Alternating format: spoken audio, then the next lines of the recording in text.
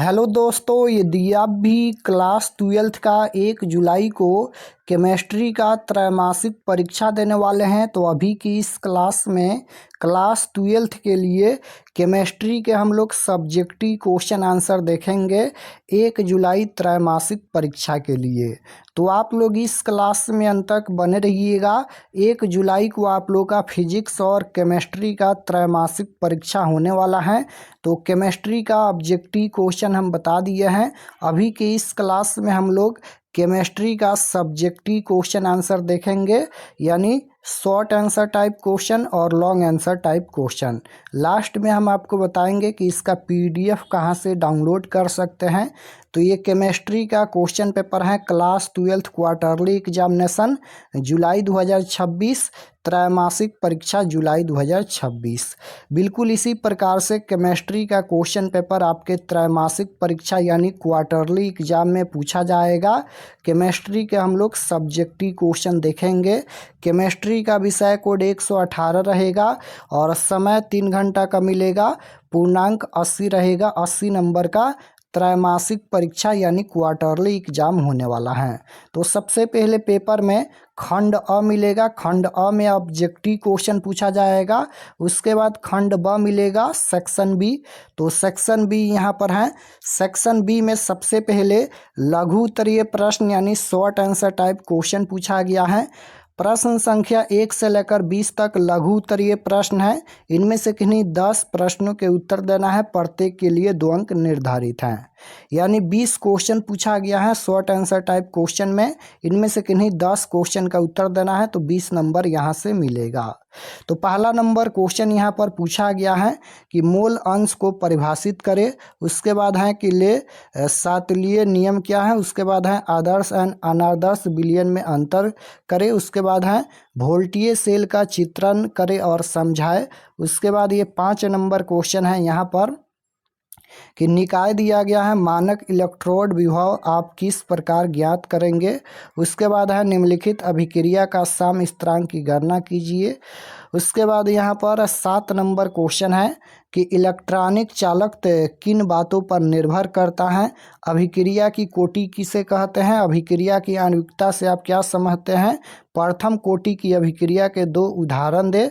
उसके बाद 11 number question है एजियोट्रोफिक मिश्रण को परिभाषित करें। उसके बाद है अनुसंख्य गुणधर्मों का अनुप्रयोग को लिखे। क्वथनांक का उन्नयन किसे कहते हैं। उसके बाद है प्रतिलोम प्रासरण किसे कहते हैं। नेनर्स समीकरण क्या है। हीट स्टोन ब्रिज का क्या उपयोग है। उसके बाद है किसी विलयन की चालकता तनुता के साथ क्यों घटती है।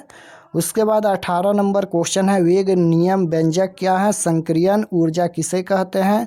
तापमान का वेग स्थिरांक पर क्या प्रभाव होगा। तो इस तरह से 20 क्वेश्चन पूछा गया है। इनमें से किन्हीं 10 क्वेश्चन का ही उत्तर देना है परीक्षा में। इसका आंसर भी हम बताएंगे और लास्ट में आपको बताएंगे कि इसका पीडीएफ कहाँ से डाउनलोड कर सकते हैं। डाउनलोड करके आप लोग सभी क्वेश्चन को देख लीजिएगा, याद कर लीजिएगा, क्योंकि इसमें से क्वेश्चन आपके फाइनल परीक्षा में भी पूछा जाएगा। उसके बाद दीर्घ उत्तरीय प्रश्न है लॉन्ग आंसर टाइप क्वेश्चन। प्रश्न संख्या 21 से लेकर 28 तक दीर्घ उत्तरीय प्रश्न है। इनमें से किन्हीं 4 प्रश्नों के उत्तर देना है परीक्षा में तो 20 नंबर यहाँ से मिलेगा। तो 21 नंबर क्वेश्चन है यहाँ पर हेनरी का नियम और इसके कुछ महत्वपूर्ण अनुप्रयोग लिखिए। उसके बाद ये 22 नंबर क्वेश्चन है। उसके बाद ये 23 है किसी वैद्युत अपघट्य के विलयन की चालकता एंड मोलर चालकता की परिभाषा दीजिए। सांतरण के साथ इसके परिवर्तन की चर्चा करें। उसके बाद यहाँ पर 24 नंबर क्वेश्चन देखिए रासायनिक अभिक्रिया के वेग पर प्रभाव डालने वाले कारकों का उल्लेख कीजिए। क्वथनांक में उन्नयन को विस्तार से समझाए। उसके बाद है कोलराउस का नियम क्या है, इसके अनुप्रयोग लिखे।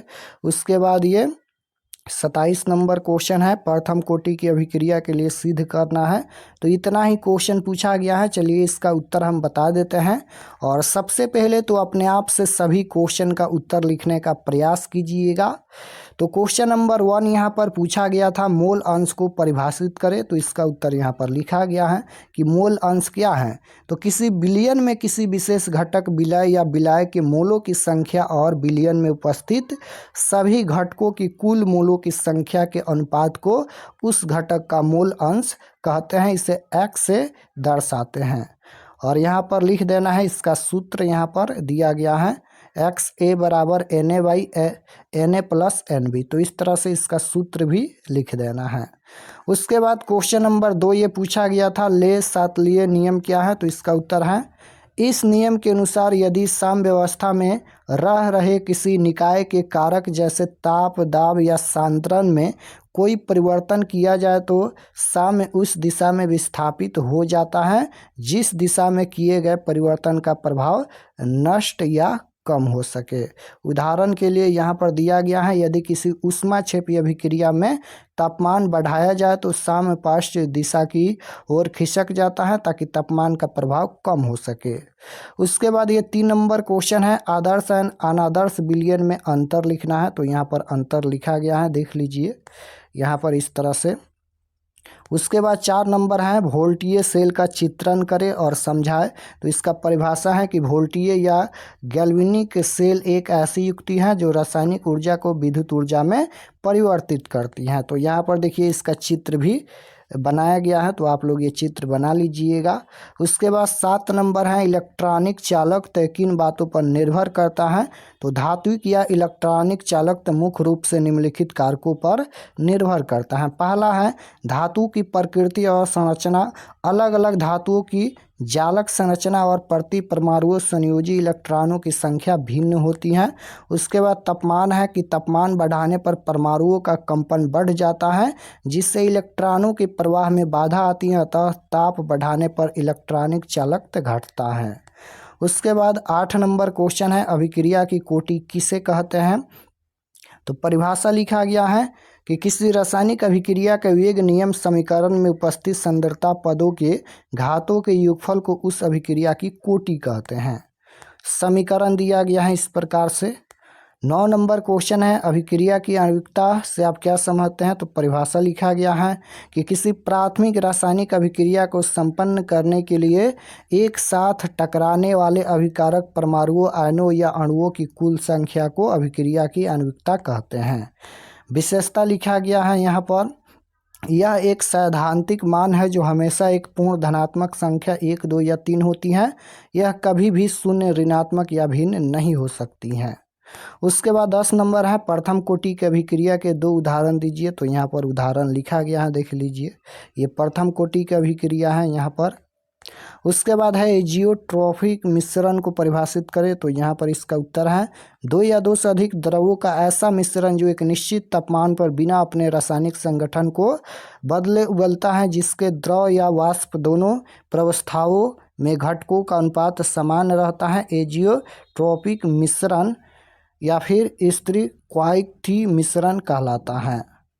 इसे साधारण प्रभाजी आसवन विधि द्वारा अलग नहीं किया जा सकता है। 12 नंबर क्वेश्चन है अनुसंख्या गुणधर्मों का अनुप्रयोग लिखे। तो यहाँ पर लिखा गया है पहला है कि विलय पदार्थों जैसे प्रोटीन बहुलक या अवाष्पशील यौगिकों के आणविकता द्रव्यमान की सटीक गणना करने में। उसके बाद है ठंडे देशों में सड़कों पर जमी बर्फ को पिघलाने के लिए नमक या कैल्शियम क्लोराइड का छिड़काव करने में हिमांक का अवनमन सिद्धांत। उसके बाद 13 नंबर है क्वथनांक का उन्नयन क्या है। तो परिभाषा लिखा गया है जब किसी शुद्ध विलायक में कोई अवाष्पशील विलय मिलाया जाता है तो विलयन का वाष्प दाब कम हो जाता है। इसके कारण विलयन का क्वथनांक शुद्ध विलाय के क्वथनांक से अधिक हो जाता है। क्वथनांक में होने वाली इसी वृद्धि को क्वथनांक का उन्नयन कहा जाता है। सूत्र भी यहाँ पर आपको लिख देना है। उसके बाद ये 14 नंबर है प्रतिलोम प्रासरण किसे कहते हैं। तो इसका उत्तर है यदि विलयन के पृष्ठ पर उसके प्रासरण दाब से अधिक बराह दाब लगाया जाता है तो प्रासरण की दिशा बदल जाती है, अर्थात शुद्ध विलाय के कण अर्धपरागमय झिल्ली के माध्यम से विलयन से निकलकर शुद्ध विलाय की ओर प्रवाहित होने लगते हैं। इस प्रक्रिया को प्रतिलोम प्रासरण कहते हैं। इसका उपयोग लिखा गया है। उसके बाद ये 15 नंबर क्वेश्चन का उत्तर देख लीजिए।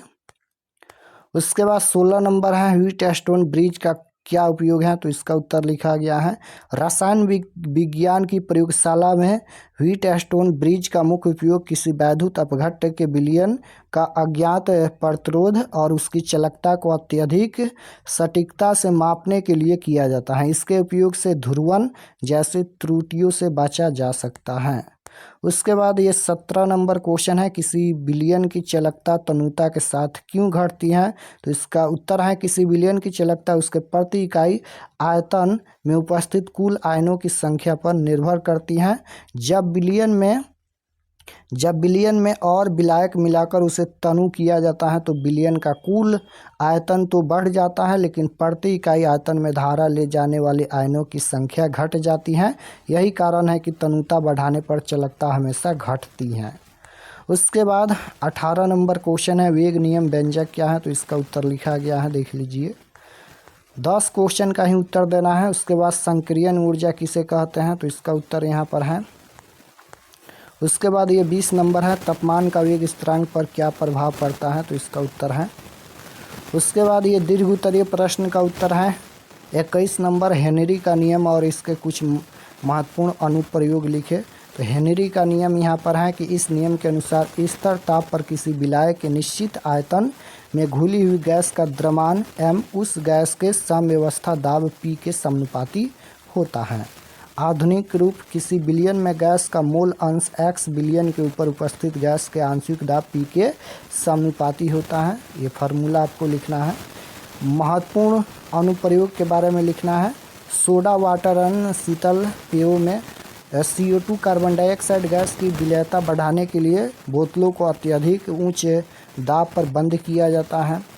उसके बाद गहरे समुद्र में गोताखोर के लिए अत्यधिक दाब के कारण रक्त में घुली गैसें जैसे नाइट्रोजन के बुलबुले नसों में अवरोध न पैदा करें, इसलिए गोताखोर के सिलेंडरों में हीलियम मिश्रित 11.7% हीलियम, 56.2% नाइट्रोजन और यहाँ पर 32.1% ऑक्सीजन वायु भरी जाती हैं।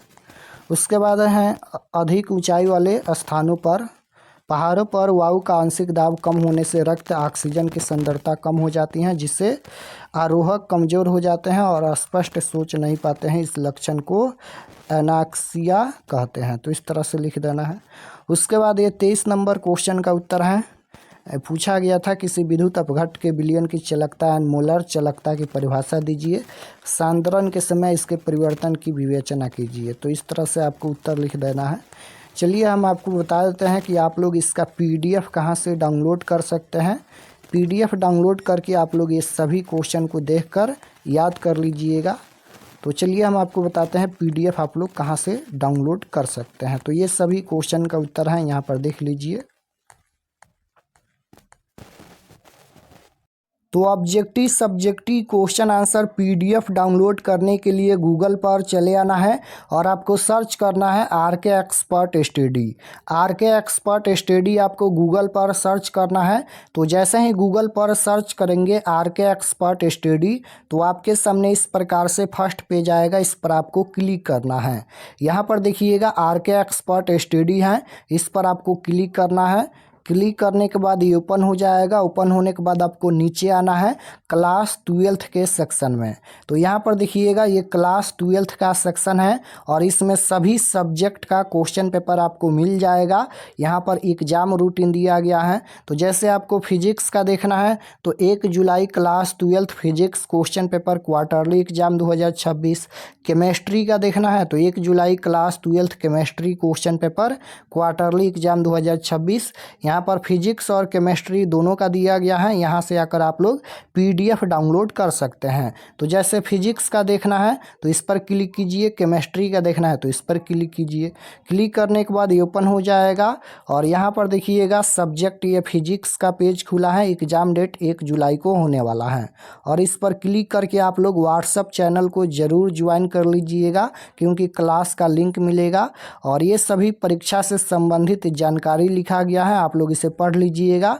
पढ़ने के बाद यहाँ पर ये ऑब्जेक्टिव के लिए है, ऑब्जेक्टिव आंसर यहाँ पर अपडेट हो जाएगा और नीचे आएंगे तो सब्जेक्टिव यहाँ पर ये दिया गया है और इसको PDF में डाउनलोड कर सकते हैं। जैसे यहाँ पर देखिएगा डाउनलोड पर क्लिक करके आप लोग PDF डाउनलोड कर सकते हैं। तो जैसे ही क्लिक करेंगे, क्लिक करने के बाद आपके सामने यहाँ पर देख लीजिए ये PDF डाउनलोड हो गया। तो यहाँ से आकर आप लोग सब्जेक्टिव PDF डाउनलोड कर सकते हैं।